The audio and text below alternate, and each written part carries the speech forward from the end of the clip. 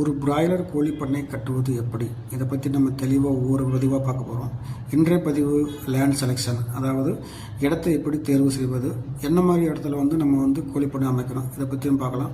இந்த வீடியோ பிடித்திருந்தால் லைக் பண்ணுங்கள், ஷேர் பண்ணுங்கள், சப்ஸ்கிரைப் பண்ணுங்கள். வாங்க வீடியோவில் போகலாம். கோழி பண்ணை கட்டுறதுக்கு முன்னாடி இடத்தை தேர்வுன்றது ரொம்ப முக்கியம். ஏன்னா இடம் பள்ளத்துலேயோ மழை காலத்தில் தண்ணி உள்ளே போகிற மாதிரி இருந்தால் நம்ம பேட்ச் ரன் பண்ண முடியாது.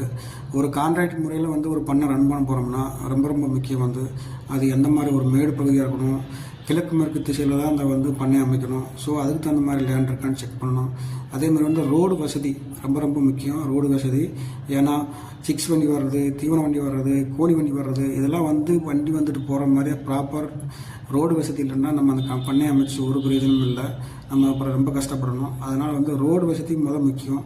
அதுக்கடுத்தது லேண்ட். ஏன் கிழக்கு மேற்கு திசையில் தான் லேண்ட் இருக்குன்னு சொல்கிறேன்னா, காலையில் வர சன்லைட்டும் ஈவினிங் வர சன்லைட்டும் நீங்கள் தெற்கு வடக்க பண்ண போட்டிங்களாக்கும் நேராக பாதி பண்ண வரைக்கும் வெளிச்சம் வரும்.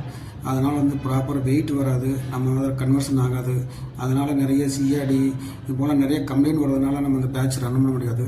ஸோ ரொம்ப முக்கியம் ஒரு லேண்டு செலக்ட் பண்ணுறது, அது கிழக்கு திசையில் தான் இருக்கணும்ன்றதை செக் பண்ணுறது.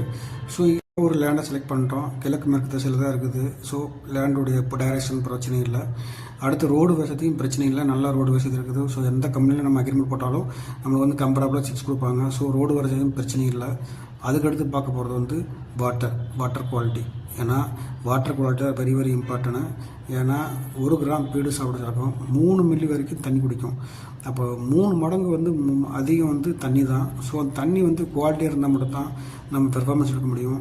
ஸோ அந்த தண்ணியுடைய பிஹெச் பார்த்தீங்கன்னாக்கும் 6.8 7.5 இருந்தால் தான் நார்மல் வாட்டர் நம்ம சானிடைசர் பண்ணி ஒரு 6.5 வர முடியும்.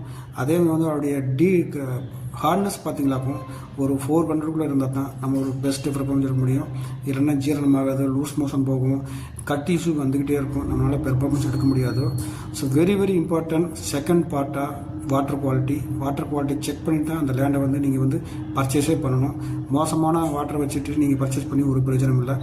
இதன் தொடர்ச்சி அடுத்தடுத்த வீடியோவில் போடுறேன். தேங்க்யூ.